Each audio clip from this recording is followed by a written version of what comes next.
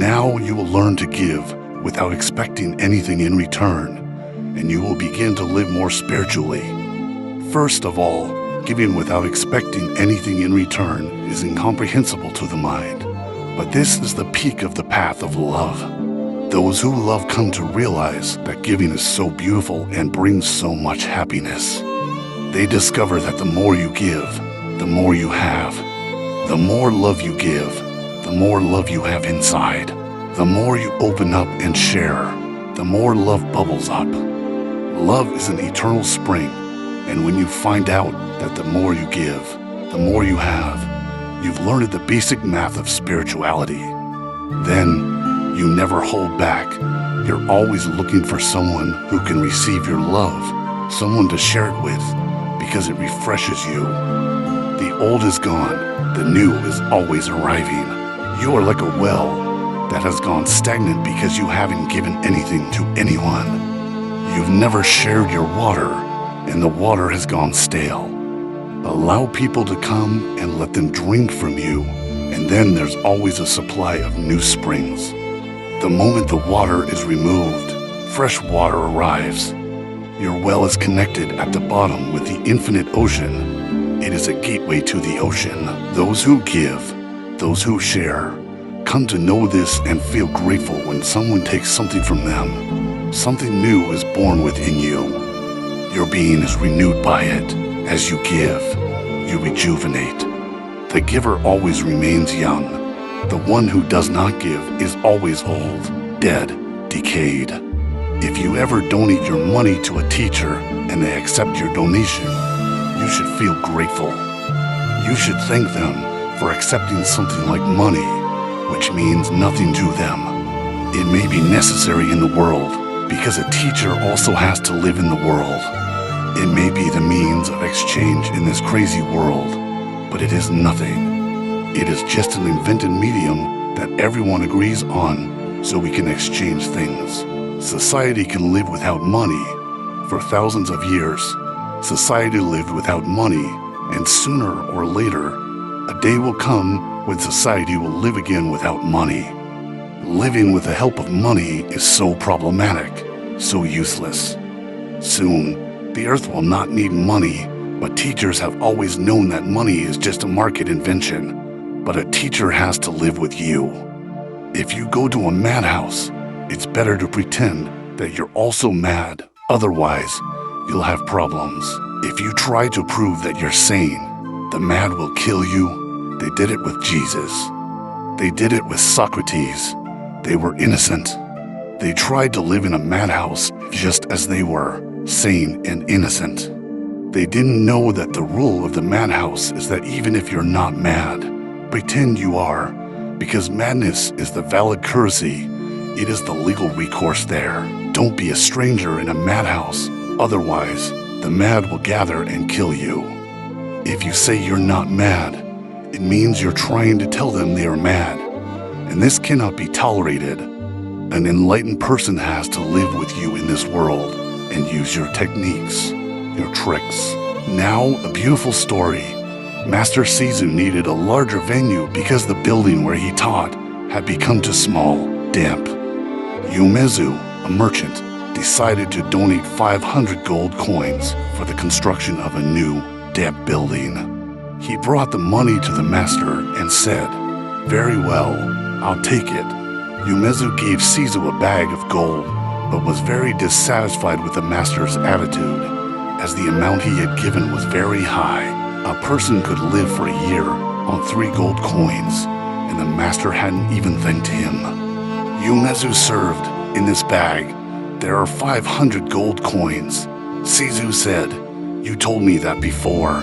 Umezu insisted, "Even though I'm a wealthy merchant, 500 gold coins is a lot of money." Sizu asked, "Do you want me to thank you for it?"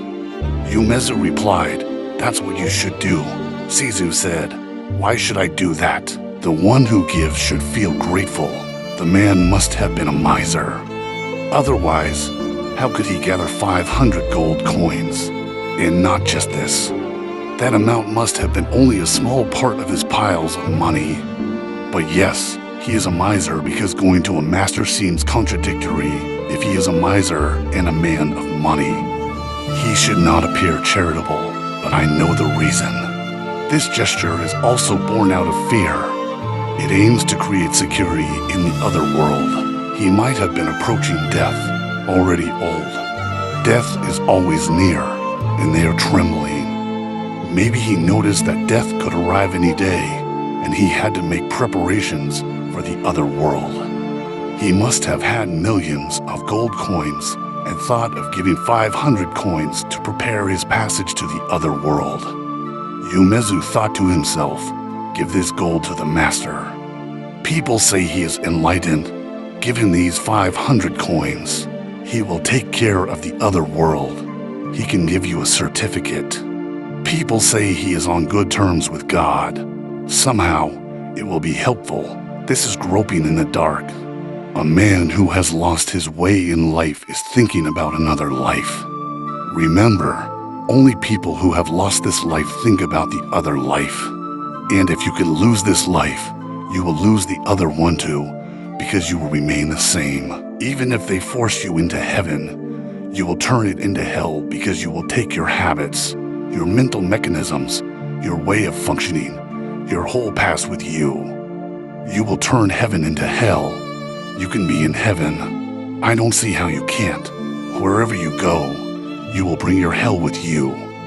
It's part of you. That's why those who know say that heaven and hell are not outside. They are inside you. They are qualities of your being. On this earth, there have been people who lived in heaven, and yet you are in hell. Remember, wherever you go, you will carry your own hell. As soon as you arrive, you will create your hell around you. You cannot do anything new. It is old. It follows a model. It moves in a circle. Umezu was certainly a miser. He saw death near and thought of the other world. He had lost this one, and now he did not want to lose the other. He had to do something, and for that, he would also use money. Observe the mind. It thought life could be bought with money. Now it thinks that God can be bought with money. It thought that love could be bought with money. Now it thinks that heaven can be bought with money. This mind remains focused on the neurosis of money. It remains mad. Money is still the medium for everything it thinks to do. It can only be realized through money. That's why the master behaved as he did. He said, "Very well, I'll take it as if it were nothing. This is the significance, as if it were nothing. 500 gold coins, pure rubbish." The master said, "Very well, I'll take it as if it were a burden and I was doing you a favor. This reminds me that if you approach a master with money, this will be the tack." It is very easy to understand in a story, but it is very hard to accept that this treatment is given to you in a story. It is said that Umezu gave Shizu a bag of gold, but he was very dissatisfied with the master's attitude because the amount he had given was very high. A person could live for a year on 3 gold coins, and the master hadn't even thanked him. Observe this neurotic mind in relation to money. What is it saying? It is saying, I give a bag of gold, and a man can live on 3 gold coins for a year. It thinks life is due to money. Money is needed, but no one lives thanks to money. Sure, it's necessary, but not enough.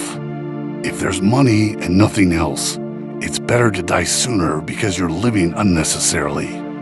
You're just watching the days go by, and that's not life.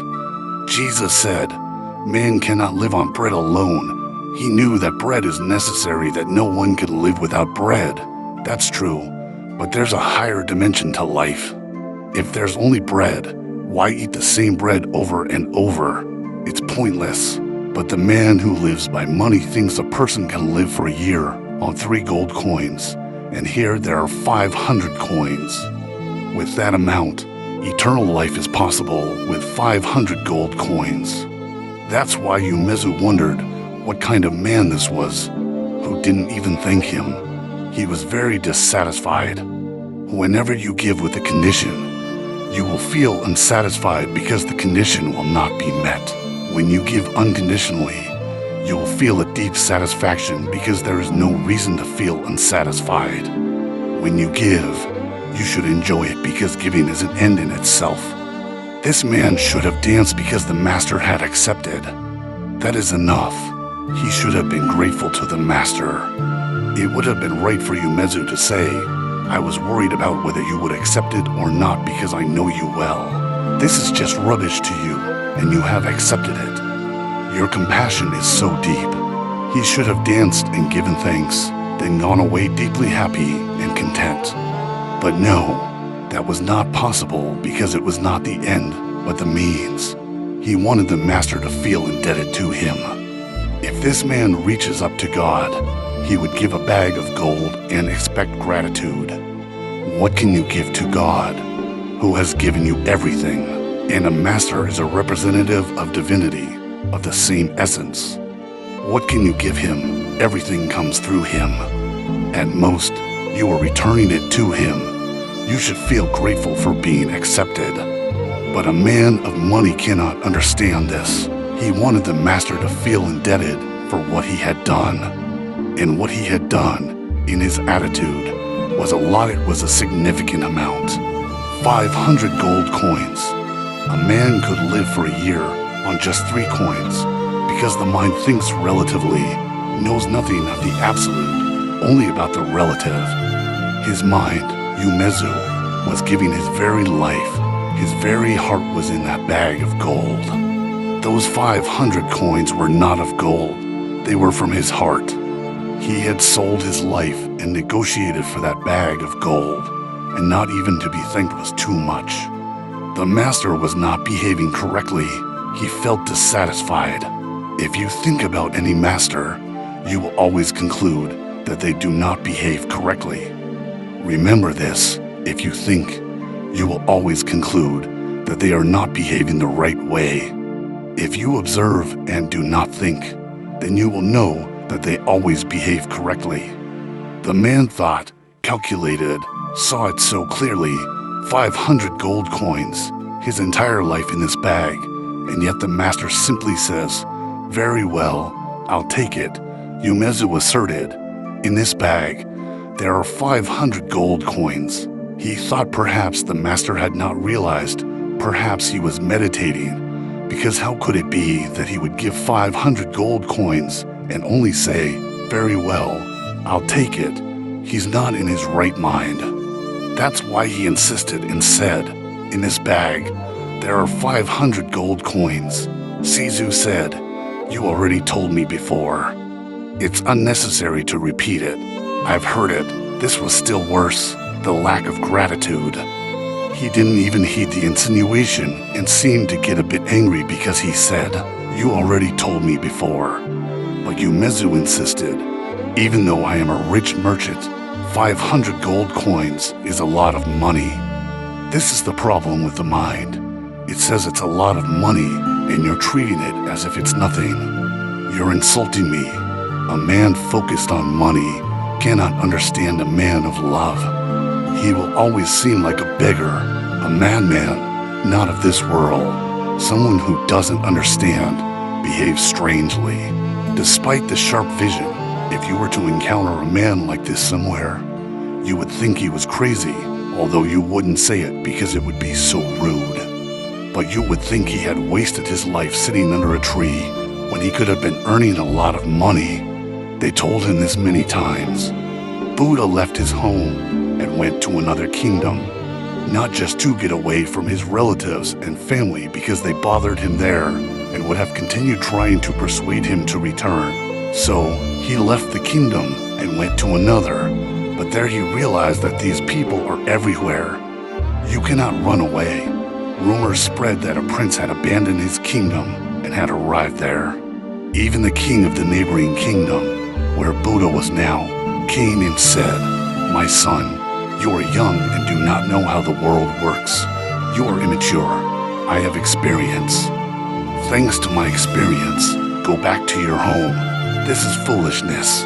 At your age, foolish ideas like this take hold of the mind. One has to resist. When one is young, one tends to be idealistic.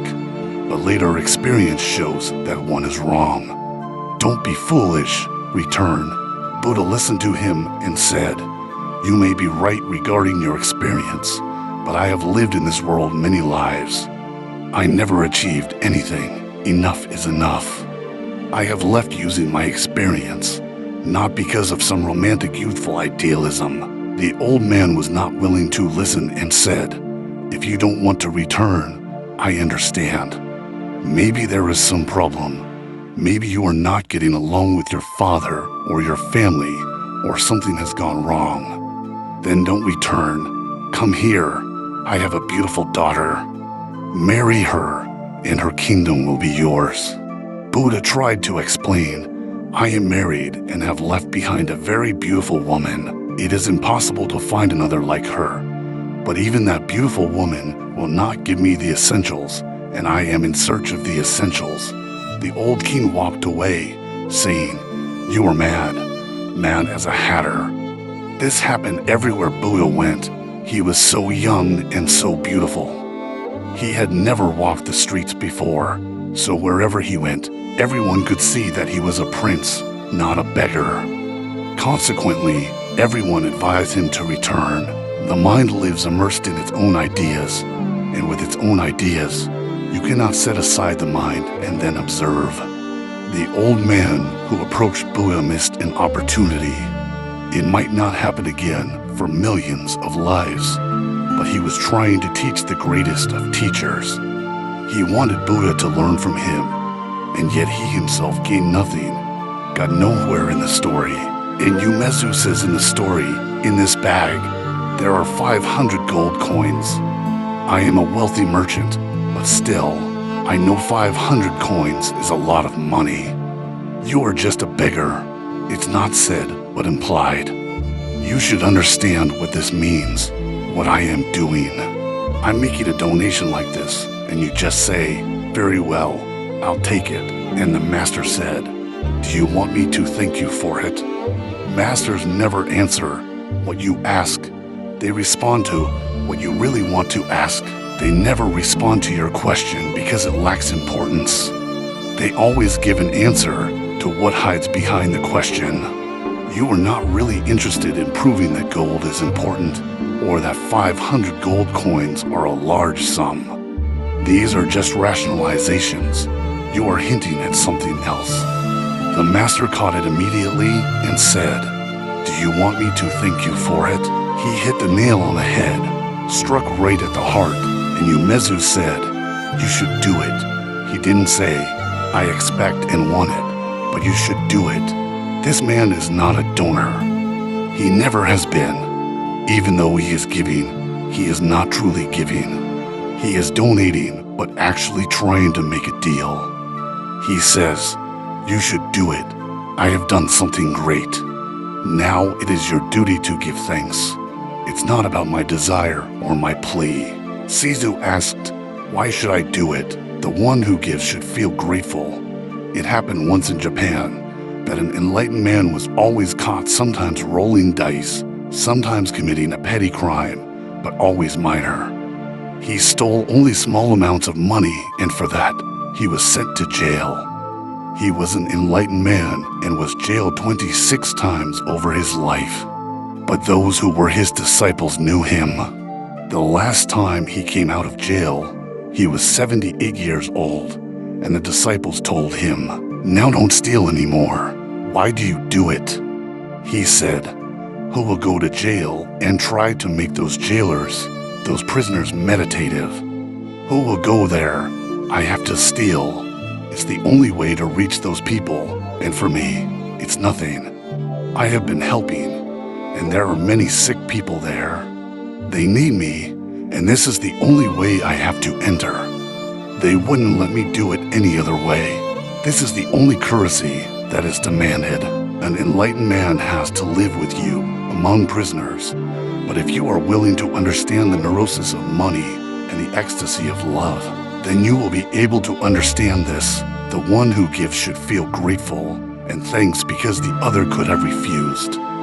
This possibility does not exist for this miser. He cannot conceive that someone would refuse 500 gold coins. He does not know that the master could have rejected his donation, could have thrown the bag out of the temple, and said, "Do not bring this trash here." This happened. A man came to Ramakrishna also carrying 500 gold coins. These misers have their mathematics, and 500 seems to be the limit. They cannot go beyond. Ramakrishna was even more dangerous. He did not just say, "Very well, I'll take it," but behaved even more rudely. He said, "Well, go to the river and throw it all there." The man could do nothing. Ramakrishna had already spoken. He was frightened. It was impossible for him to go to the river and throw in 500 gold coins. He was still hesitating when Ramakrishna said, "Why do you hesitate? Have you not given me the money? Then it is my money. Go and throw it in the river because I do not need it now, and the river needs it." So the man went very slowly, of course, but did not return. An hour passed, then 2 hours, and Ramakrishna sent several disciples to see what had happened to that man. Had he drowned to save the money? Misers do things like that. So the disciples went to see what he was doing. There was a big crowd. The man had created quite a spectacle. He took out a gold coin, threw it against a rock, and it fell into the river. Then he counted 101, 102, 103, tossing each coin into the river one by one. So the disciples reported back that this man was an exhibitionist. He had gathered a large crowd and was throwing the coins one by one, counting them and doing everything very slowly. Ramakrishna went there, slapped him, and said, "When one accumulates, it is necessary to count, but when one renounces, one should throw it all away at once. What are you doing? When one has to throw away the coins, one can throw the whole bag. If people renounce and keep counting, it means they haven't really renounced it. Those who give should feel grateful. Give and be thankful. If you can follow this rule, all deception, all illusion disappears.